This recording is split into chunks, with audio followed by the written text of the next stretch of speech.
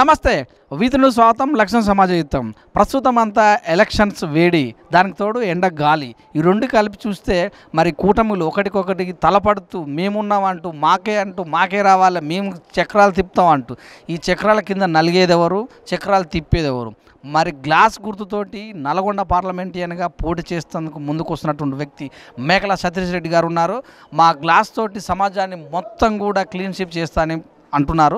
వారిని అడిగి నల్గొండలో వారి పరిస్థితి ఎలా ఉంది, గెలుపుకు వాళ్ళ యొక్క కృషి ఏ రకంగా చేస్తున్నారు, వారిని అడిగి మరికొన్ని విషయాలు తెలుసుకుందాం. నమస్తే సార్, ఎలా ఉన్నారు? ఐఎమ్ ఫైన్ అండి, మీరు ఎలా ఉన్నారు? Super sir. చూసుకున్నట్టయితే ఆల్రెడీ ఎండాకాలం గాలి వీస్తుంది, రాజకీయ వేడి కూడా ఉంది. మరి మీరు గ్లాస్ పట్టుకొని ప్రజల్లోకి వస్తున్నారు, ఎలా ఉంది? అందరికీ నమస్కారం. నా పేరు మేకల సతీష్ రెడ్డి. నల్గొండ నియోజకవర్గానికి ఎంపీగా జనసేన పార్టీలో నుంచి కంటెస్టెంట్గా బరిలో దిగబోతున్నాను. ఇంతకుముందు మీరు అన్నారు కదా వేడి బాగా ఉందని, అందుకనే గ్లాస్ తీసుకొచ్చినాం. గ్లాస్లో వాటర్ పోసి ఇస్తాము, అందరు చల్లబడతారు. చూసుకున్నట్టయితే మీరు పవన్ కళ్యాణ్ గారికి పెద్ద ఫ్యాన్ అని తెలుస్తుంది. అయితే మీరు ఎప్పటి నుంచి సినీ రంగం వైపులో ఉన్నటువంటి ఆయన అభిమానాన్ని ఫ్యాన్స్గా కొనియాడుతున్నారు? నేను ఎప్పటి నుంచో ఉన్నాను అతని అక్కడమ్మ ఇక్కడ సినిమా నుంచి నేను అతనికి ఫ్యాన్ని. సో అలాగే కంటిన్యూ అవుతూ పవనిజం 2007లో స్టార్ట్ చేయడం జరిగింది యూఎస్లో.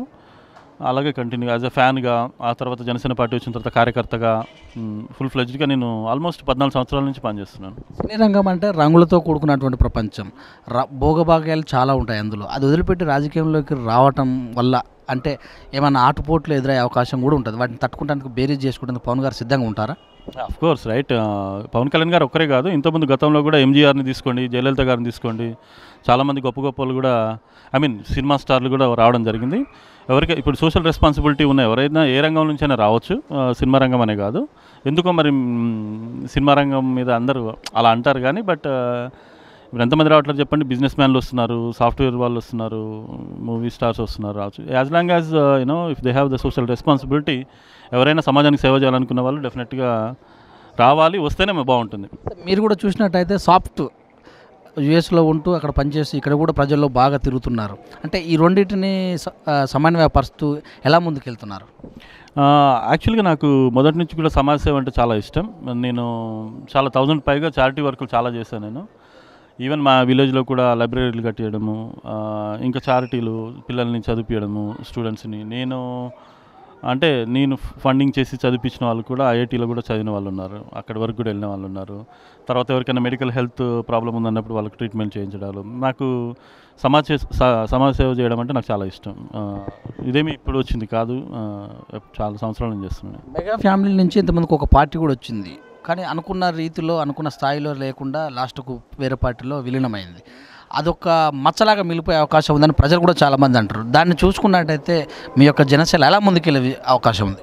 సో యాక్చువల్గా మీరు ఇంతకుముందు అన్నారు అది మచ్చ అంటున్నారు, అదేం లేదండి. సో యాక్చువల్గా ప్రజారాజ్యం పార్టీ పెట్టినప్పుడు కూడా అది సక్సెస్ అయింది. ఎలా సక్సెస్ అయిందని నేను చెప్తాను. సో ప్రజారాజ్యం పార్టీ పెట్టినప్పుడు 100కు పైగా బీసీలకు స్థానాలు, అంటే బీసీలకు టికెట్లు ఇచ్చినటువంటి పార్టీ మన దేశంలోనే ఏ పార్టీ లేదు, అది అందరికీ కూడా తెలిసిన విషయమే. ఆ తర్వాత మొట్టమొదటిసారి పార్టీ పెట్టిన తర్వాత కూడా 18 సీట్లు గెలుచుకోవడం అనేది నాట్ ఏ జోక్. ఆ తర్వాత అప్పుడు ఉన్నటువంటి ఆపోజిషన్లో వైఎస్ రాజశేఖర రెడ్డి గారు అయితేనేమి, చంద్రబాబు నాయుడు గారు అయితేనేమి, వాళ్ళు అప్పటికీ well established experienced political leaders ఉన్నప్పుడు కూడా వాళ్ళకి ధీటుగా కొట్టుకుని రావడం జరిగింది. అయితే అంతేకాకుండా ఒక 40 వరకు దగ్గర 40 స్థానాల్లో 1000-2000 గ్యాప్లోనే ప్రజారాజ్యం పార్టీకి సంబంధించినటువంటి ఎమ్మెల్యేలు జస్ట్ ఓడిపోవడం జరిగింది. అంటే మా కెపాసిటీ వచ్చేసి ఆ రోజుల్లోనే ప్రజారాజ్యానికి 53+ ఉందన్నమాట. రాజశేఖర రెడ్డి గారు, చంద్రబాబు నాయుడు గారి హయాంలోనే, ఆ రోజుల్లోనే. అంటే సో యాక్చువల్గా ప్రజారాజ్యం పార్టీ ఫెయిల్ అయిందని నేను అనుకోవట్లేదు. ప్రజారాజ్యం పార్టీ టైంలో మీడియా సపోర్ట్ అనేది లేదు. ఏవైనా 1-2 మీడియా ఛానళ్ళు ఉండేది కాబట్టి వాళ్ళు ఏం చెప్తే అదే ప్రజలు నమ్మడము, లేకపోతే ఆ నమ్మే విధంగా వాళ్ళు చేయడం అనేది ఒక ఫ్యాబ్రికేటెడ్గా న్యూస్ అనేది క్రియేట్ చేయడం జరిగింది. బట్ ఇప్పుడు ఇక్కడికి వస్తే కనుక సోషల్ మీడియా వచ్చేసింది, సెకండ్లో తెలిసిపోతుంది ఏది ఫేక్, ఏది న్యూస్, ఏది రియల్ అని చెప్పేసి. సో అయితే చూసుకున్నట్టయితే ఆ రోజుల్లో ప్రజారాజ్యం నిర్వహించేటప్పుడు కొత్త వారి రక్తానికి తీసుకొచ్చే అవకాశం ఉందని చెప్పారు, కానీ చాలా వరకు కూడా పాత వారిని పార్టీలోకి తీసుకొచ్చారు. ఓకే, అది అయిపోయిన చరిత్ర. మరి ఇప్పుడున్న పరిస్థితుల్లో కూడా కేవలం పవన్ కళ్యాణ్ గారే ఒక ఐకాన్ మార్క్ వెళ్ళిపోతుంది. సెకండ్ స్థానం అంటూ ఆ తర్వాత స్థానాల వాళ్ళు కూడా చాలామంది లేరు అని ప్రజలలో ఒక నానుడు ఉంది. దీన్ని ఎలా మీరు విశ్లేషిస్తారు? తప్పండి, సెకండ్ అట్లానేం లేదు. సో ఏదే విధంగా అయితే చెప్పారో వాళ్ళు యువత రావాలి రాజకీయాల్లోకి అని చెప్పి, ఇప్పుడు కనుక మీరు చూసినట్లయితే జనసేన పార్టీలో చాలామంది యువతి యువకులకు ప్రాధాన్యత ఇవ్వడం జరిగింది. Even I'm from middle class, below middle class family, ఒక రైతు ఫ్యామిలీ నుంచి వచ్చిన వ్యక్తిని నేను. బట్ నాకు కూడా అవకాశం వచ్చింది. చాలామంది అక్కడ డిఫరెంట్ ప్లేసుల్లో కూడా చాలామంది యువకులకు చదువుకున్నటువంటి పోస్ట్ గ్రాడ్యుయేట్స్కి అందరికి కూడా రావడం జరిగింది. ఇకపోతే సెకండ్ లెవెల్ తప్ప తర్వాత లేదని అనడం అనేది కరెక్ట్ కాదు. ఎందుకంటే మాకు ప్రతి పార్లమెంట్ నియోజకవర్గ పరిధిలో పార్లమెంట్కి సంబంధించినటువంటి కమిటీలు ఉన్నాయి. మాకు 11 ఎగ్జిక్యూటివ్ కమిటీ మెంబర్స్ ఉంటారు. ఆ తర్వాత 32 మంది వర్కింగ్ కమిటీ మెంబర్స్ ఉంటారు. ఇవన్నీ కూడా తెలంగాణలో ఉన్నటువంటి 17 కాన్స్టిట్యున్సీల్లోనూ, అక్కడ ఆంధ్రాలో ఉన్నటువంటి 175 నియోజకవర్గాలకు సంబంధించినటువంటి శాసనసభ మరియు పార్లమెంట్కి సంబంధించినటువంటి వాటిలో ఫుల్ ఫ్లెడ్జ్డ్గా మాకు గ్రౌండ్ లెవెల్లో టీమ్స్ ఉన్నాయి. అండ్ అన్ని కూడా కమిటీలు కూడా ఫామ్ చేయడం జరిగింది. మళ్ళీ మాకు మధ్యలో కూడా మాకు చాలా కమిటీస్ కూడా వేయడం జరిగింది. సో లెవెల్ 2 ఒకటి మాత్రమే ఉందని అనేది మాత్రం అది కరెక్ట్ కాదు. అయితే చూసుకున్నట్టయితే సినీ రంగంలో ఒక యువత మాత్రమే ఏదైతే మీటింగ్స్ పెడితే అప్పుడు వస్తున్నారో ఆ యువత ఓట్లు కూడా తర్వాత పార్టీలాగా వచ్చేసరికల్లా మారిపోతాయి. వీళ్ళు ఎంతసేపు ఉన్నా ఆయన చూస్తేందుకు మాత్రమే వస్తున్నారు స్టేజ్ల మీద కానీ అంటారు కదా, దీన్ని ఎలాగ మీరు ఓటు రూపంలో మలుచుకునే అవకాశం ఉంది? సో యాక్చువల్గా అది తప్పండి. సినిమాలో ఉన్నటువంటిది ఓట్లు పడవు లేకపోతే అదైనా కాదండి. ఇక్కడ మామూలుగా ఏం జరుగుతుందంటే, గ్యాంబ్లింగ్ ఏం జరుగుతుందని అంటే, ఇప్పుడు పవన్ కళ్యాణ్ గారికి ఉన్నటువంటి క్రేజ్ కావచ్చు, వాళ్ళందరూ కలిసి సర్వేల రూపంలో వాళ్ళకి ఇంటింటికి వెళ్ళడము, వాళ్ళకి సంబంధించినటువంటి ఈ Aadhaar card details, voter ID details తీసుకోవడము, గవర్నమెంట్ నుంచి చేస్తున్నామని చెప్పి సర్వేలు చేసి అవన్నీ తీసుకొచ్చి ఫామ్ 7 పెట్టి డిలీట్ చేయడాలు, ఈ విధంగా చేస్తున్నారు. ఈ విధంగా చేయడం వల్ల ఏమైందంటే ఆటోమేటిక్గా మాకున్నటువంటి ఓట్లు ఏవైతే ఉన్నాయో డెఫినెట్గా తగ్గిపోతాయి. సో ఇలాంటివి సామవేద దండోపాయాలన్నీ ఉపయోగించుకుంటూ ఒక రకంగా మీడియా ద్వారా వాళ్ళకున్నటువంటి మీడియా ఛానల్స్ చాలా ఉన్నాయి. ఆ మీడియా ఛానల్స్ ద్వారా వాళ్ళకు నచ్చినట్టుగా వాళ్ళు న్యూస్ పబ్లికేషన్ చేసుకుంటారు. మాకు ఎలాంటి మీడియా సపోర్ట్ లేదు కాబట్టి లేదు. బట్ మీరే చూస్తారు రిజల్ట్ 2019లో. నల్గొండకు వచ్చినట్టయితే మరి ఇక్కడ ఎంఐఎంఎల్ని వాడుతున్నారని కూడా ఒక పార్టీ, ఒక తరపున ప్రభుత్వం తరపున పోటీ చేసినటువంటి వ్యక్తి, అంటే ఇక అన్ని నేనే చూసుకున్నటువంటి ప్రభుత్వం, తర్వాత చూసినట్టయితే ప్రతిపక్ష నేత, జాతీయ స్థాయి నాయకత్వం ఉన్నటువంటి వ్యక్తి, మరి మీ బలగం ఏంది? వారిని ఢీకొట్టేందుకు మీ దగ్గర ఉన్న అస్త్రశస్త్రాలు ఏంటివి? సో యాక్చువల్లీ మా బలం యువతేనండి. సో ఇప్పుడు మీరు చూసినట్లయితే ఇప్పుడు ఉన్నటువంటి వాళ్ళు మీరు చెప్పినట్టుగా ఎంఐఎంఈలో ఉన్నారు, పెద్దవాళ్ళే ఉన్నారు, ఆల్రెడీ పెద్ద పదవుల్లో ఉన్న వాళ్ళే ఉన్నారు. సో బట్ ఇప్పుడు మీరు కనుక చూసినట్లయితే ఆల్రెడీ అందులో ఉన్న వాళ్ళు ఆల్రెడీ ఎమ్మెల్యేగా ఉన్నటువంటి క్యాండిడేట్లు మళ్ళీ ఎంపీ వస్తున్నారు. సో ఆల్రెడీ ఒక దాంట్లో పదవిలో ఉన్నప్పటికి కూడా రెండో పదవికి రావడం అనేది ఎంతవరకు కరెక్ట్ అనేది మేము వాళ్ళ విజ్ఞతగా వదిలేస్తున్నాము. అండ్ ఇకపోతే యువత అనే వాళ్ళు రావాలండి. ఎందుకనంటే యువతకు కూడా ఛాన్స్ ఇవ్వాలి. యువత అనంటే కేవలం ఓటుకు మాత్రమే వాడుకోవడమే కాదు, యువతకు కూడా రావాలి. చాలా టాలెంట్ ఉంది. సో యువతను ఎంకరేజ్ చేసినట్లయితే నిజంగా మా వాయిస్ అనేది పార్లమెంట్లో వినిపిస్తాం మేము అనేది చెప్తున్నాను. ఇకపోతే ఎంఐఎంలు వాళ్ళు ఉన్నప్పటికీ కూడా మాకు చాలా బలం ఉంది. జనసేన పార్టీకి ఇక్కడ గ్రౌండ్ లెవెల్లో కానీ మా క్యాడర్ కానీ మా కమిటీలు కానీ ఎగ్జిక్యూటివ్ కమిటీలు కానీ అన్నీ ఉన్నాయి మాకు. సో మేము గట్టి పోటీని ఇవ్వబోతున్నాం, మేము గెలుస్తామని చెప్తున్నాం. 7 నియోజకవర్గాలు ఉన్నాయి మీ పార్లమెంట్ నియోజకవర్గంలో. ఇక్కడ కూడా మీకు ఎమ్మెల్యేగా నిలబడేటువంటి అవకాశం లేదు. బూత్ స్థాయి కార్యక్రమాలు కూడా ఎమ్మెల్యే స్థాయి వరకు అలాంటివి చేయలేదు అనుకుంటారు ప్రజలు కూడా. అయితే మరి సడన్గా ఎంపీ ఎలక్షన్లో ఇవన్నీ చేయగలిగారు ఇప్పటివరకు మీ ఈ నామినేషన్ వేసే వరకు? సో యాక్చువల్గా ముందుగా అప్పుడు లాస్ట్ టైం జరిగినప్పుడు ఎలక్షన్లు అయినప్పుడు మనము పోటీ చేయాల్సి ఉండే. కాకపోతే ఏమైందనంటే తెలంగాణ ప్రభుత్వం ముందుగా ఎర్లీ ఎలక్షన్కి వెళ్ళడము, సడన్గా వాళ్ళు ఇవ్వడం మూలంగా ఏమైందంటే కొంత మాకు ఇబ్బంది కలిగి ఉంటున్నట్టు మాట వాస్తవమే. యాక్చువల్గా రెగ్యులర్గా వస్తాయి మాకు, నార్మల్గా అయితే ఏప్రిల్లో మే టైంలో వస్తాయని చెప్పి అనుకున్నారు. కాకపోతే అవి ఎర్లీగా రావడం మూలంగా ఏమైందంటే కొంత మాకు టైం సరిపోలేదు కాబట్టి అప్పుడు ఉన్న పరిస్థితుల్లో శాసనసభకు పోటీ చేయలేదు. బట్ అంతకు ముందు నుంచే గ్రౌండ్ వర్క్ చేస్తున్నాం కాబట్టి మేము ఆల్రెడీ ఫుల్ ప్రిపేర్డ్గా ఉన్నాము. సో వర్కింగ్ కమిటీస్ ఉన్నాయి, ఎగ్జిక్యూటివ్ కమిటీస్ ఉన్నాయి, బూత్ లెవెల్లో కూడా ఉన్నాయి కాబట్టి మాకు ఇప్పుడు ఫుల్ ఫ్లెడ్జ్డ్గా ఉన్నాం మేము. So we're going to fight. MP ఎలక్షన్లు జాతీయ స్థాయి పార్టీల మధ్యన పోటీ అని చాలామంది కూడా అంటున్నారు. మరి మీరు ఒక రాష్ట్రీయ స్థాయి పార్టీలో పనిచేస్తున్నారు అంటే మీది కూడా జాతీయ స్థాయి 2 తెలుగు రాష్ట్రాల్లో ఉంది కనుక మరి ఈ రెండింటి మధ్యలో ఉన్నటువంటి భేదంలో మీరు ఎలా చొచ్చుకుపోయే అవకాశం ఉంది? సో అంటే ఇప్పుడు మీరు జాతీయ పార్టీ మధ్యలో ఉన్నటువంటి పోటీగా భావిస్తున్నారని మీరు అంటున్నారని అంటే ఇప్పుడు మీరు ఏం చెప్తున్నారంటే ఇప్పుడు అంటే కాంగ్రెస్ పార్టీకి బీజేపీ మధ్యలో ఉంటుందని మీరు అనుకుంటున్నారు. సో అలా అనుకున్నప్పుడు మరి టీఆర్ఎస్కి కూడా లేదని మీరు చెప్తున్నారు ఇండైరెక్ట్గా. సో అలా ఏం లేదు. సో మా పార్టీ కూడా జాతీయ పార్టీనే, 2 రాష్ట్రాల్లో ఉంది మాది. We're going to give a big fight, I mean tough fight ఇస్తాం. పవన్ కళ్యాణ్ గారు మీ యొక్క పార్లమెంట్ నియోజకవర్గంలో ఎప్పుడు పర్యటించే అవకాశం ఉంది? వస్తారు, డెఫినెట్గా వస్తారు. స్కెడ్యూల్స్ అన్నీ రెడీ అవుతున్నాయి. సో డెఫినెట్గా వస్తారు. 7 నియోజకవర్గాల్లో మేము ఎక్కడైతే పార్టీ మీటింగ్ పెట్టాలో వాటిని మా టీం ఉంది, రీసెర్చ్ టీం వాళ్ళు డిసైడ్ చేస్తారు. దాని ప్రకారంగా మాది ఉండబోతుంది. మీ ప్రత్యర్థులు చెప్పుకునే విషయం ఏంటంటే మా పథకాలు మమ్మల్ని గెలిపిస్తాయని, మేము గెలిస్తే కేంద్రంలో చక్రాలు తిప్పుతామని. ఆ తర్వాత అపోజిషన్లో ఉన్నటువంటి వ్యక్తులు ఏంటంటే మేము గెలవడం వల్ల ఐటీఐఆర్ ప్రాజెక్టులు తీసుకొని వస్తాం, ప్రభుత్వంకి రావాల్సిన నిధులు ఏవైతే ఉన్నాయో అవన్నీ కూడా మేము ముక్కుపిండిగా కేంద్రం నుంచి లాక్కొస్తామని అంటారు. మరి మీ నిదానం ఎలా ఉండబోతుంది? సో ఎవరు నమ్మకాలు ఎవరి అవి ఉండొచ్చు, దాంట్లో తప్పులేదు. సో బట్ నేనేం చెప్తున్నాను అని అంటే, సో నేను youth, energetic, young and energetic. Okay, నేను చాలా సమస్యల మీద రీసెర్చ్ చేశాను.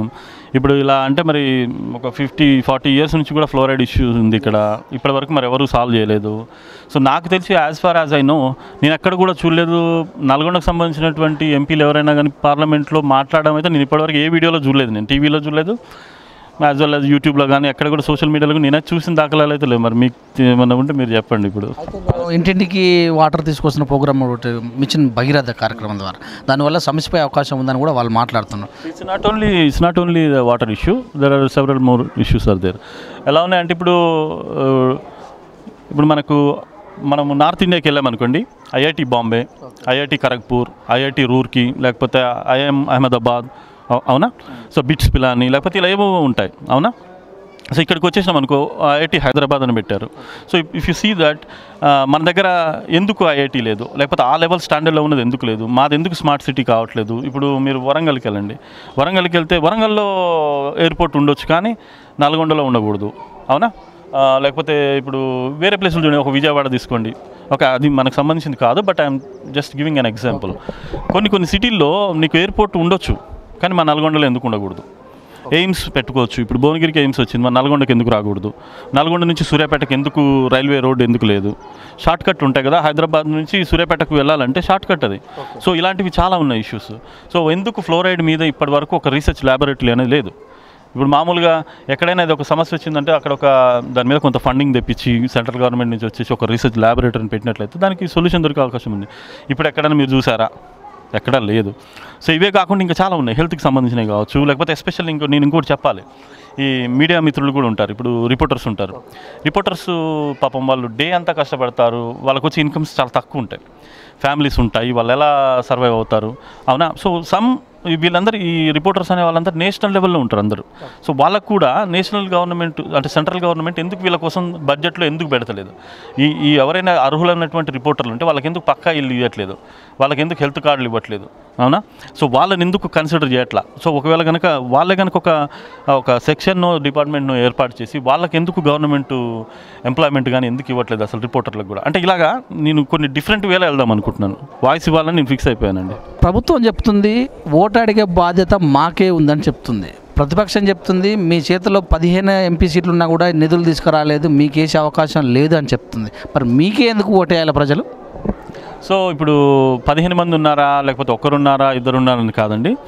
మనం కనుక చూసినట్లయితే పార్లమెంట్లో కొంతమంది మాట్లాడుతుంటారు, నార్త్ ఇండియా సైడ్ నుంచి కావచ్చు, ఎవరైనా కావచ్చు. వాళ్ళు ఎలా మాట్లాడతారనంటే వాళ్ళు రైజ్ చేస్తారు, సమస్య మీద వాళ్ళు రైజ్ చేస్తారు, మాకు కంపల్సరీ ఇది కావాలా, ఈ ఇష్యూ ఉంది, ఇది బర్నింగ్ ఇష్యూ అని చెప్పి అది అందరి అటెన్షన్కి వచ్చేలాగా తీసుకుపోతారు.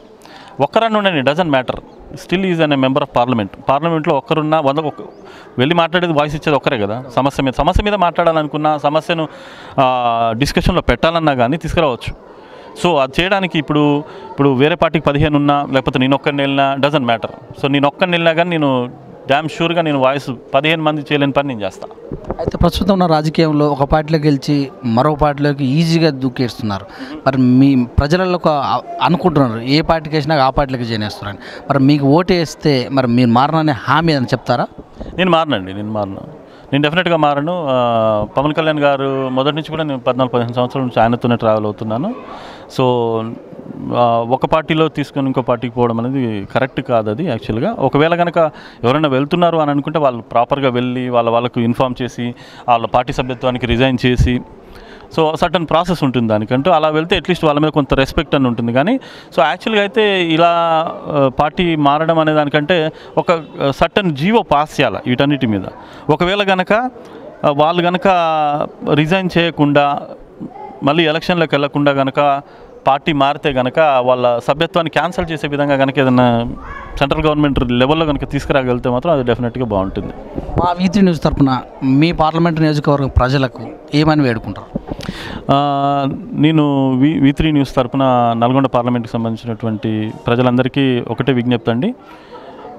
నేను ఒక సామాన్యమైనటువంటి బిలో మిడిల్ క్లాస్ ఫ్యామిలీ నుంచి వచ్చాను.